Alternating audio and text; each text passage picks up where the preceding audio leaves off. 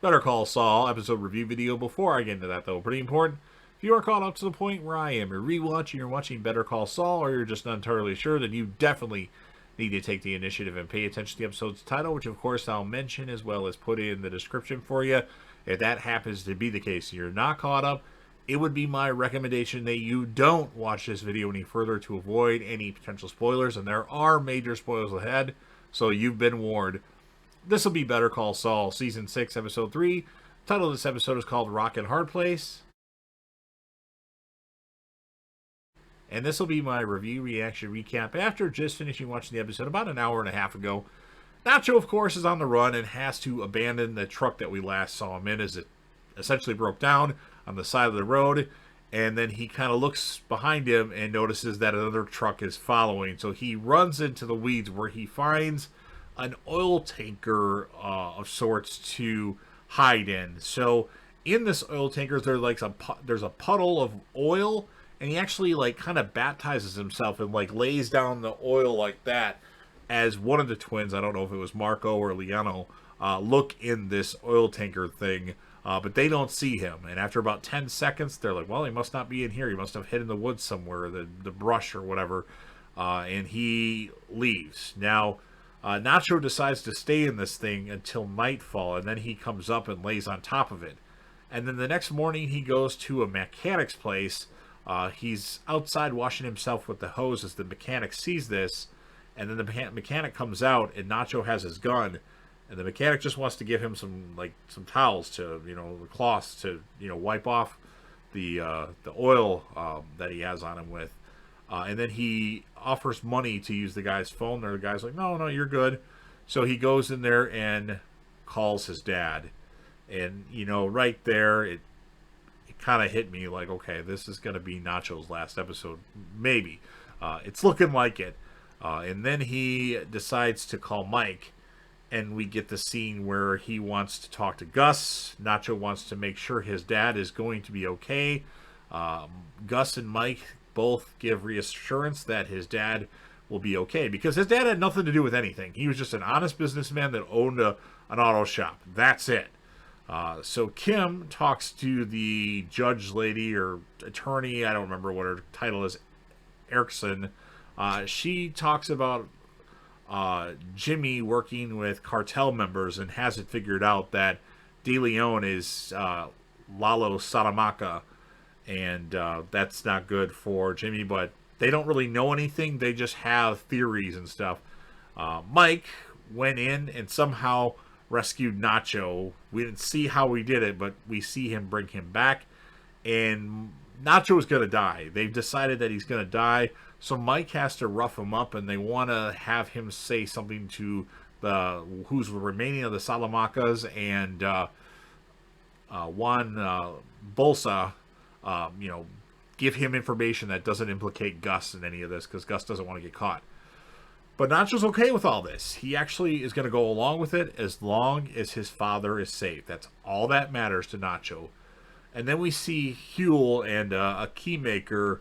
What they want to do is they want to duplicate a key of Howard's vehicle to do something with it later on. I'm sure this is going to not end up well for them. So Huel is able to bump into the person that takes the car, the valet, and get a copy of the key with very little time to spare, and they do that. So it's good to see Huel Babadoo in this series. I think he's a good character. We didn't really learn a lot about Huel in Breaking Bad, so it's nice to, he's not as much of an idiot as he's portrayed in Breaking Bad, in my opinion. Kim gives Jimmy the news about Lalo Salamanca, that he's dead now, and that Erickson, knowing about Jimmy helping members of the cartel out, whether he knows it or not. Mike has in fact roughed up Nacho and is going to Nacho is going to confess everything to Juan Bolsa, and then he's supposed to run at Tyrus, and Victor will shoot him, and it will all be over quickly. He won't get tortured or anything like that. And then Mike tells Gus that he wants to be there, as there are a lot of ways that this plan could go south. So what happens is Mike is actually dropped off sooner, as he's going to be further away because the Salamancas know him. and he leaves the van.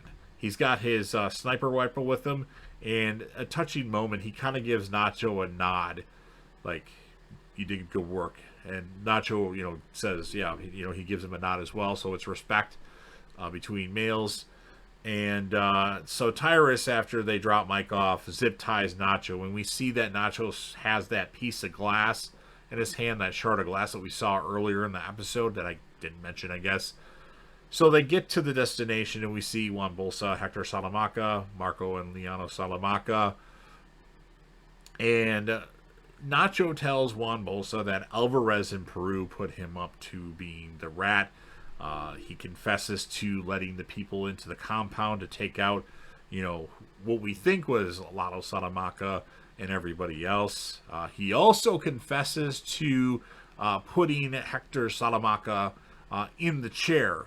He calls Hector Salamanca a twisted fuck, and then he actually all of a sudden uses the shard of glass to cut himself loose, and then he stabs Juan Bolsa a few times, nothing life-threatening, and kind of uses him as a human shield, talks some more shit, and then takes Juan Bolsa's gun and shoots himself in the head. So, rest in peace, Nacho. You were an interesting character, and I don't feel like you got your due on Better Call Saul, but you had an awesome last episode. You went out like a boss, so yeah. So Nacho's gone. And then we see that the twin... So Hector's dinging his bell a bunch of times in a row, and the twins bring Hector over to Nacho's body, his lifeless body, and they give him a gun, and he continuously fires shots at Nacho's lifeless body. And that's... Realistically, that's how the episode ends. So, well, I guess I had a feeling Nacho was going to die, obviously, but I didn't know when it would happen. I didn't think it would happen this early in the season, which leads me to believe what's going to happen to Kim Wexler. I don't think Kim's going to die. I think she's going to go away somewhere. I don't think they would kill her character off. I guess they could. But I have a feeling that they're trying to make you think that's what's going to happen to Kim, but she's going to turn up somewhere. Just a hunch, but who knows. As far as the score of this episode, 10 out of 10. This was a good episode. This was a very good episode of Better Call Saul. I think it might be the second or third best one I've seen.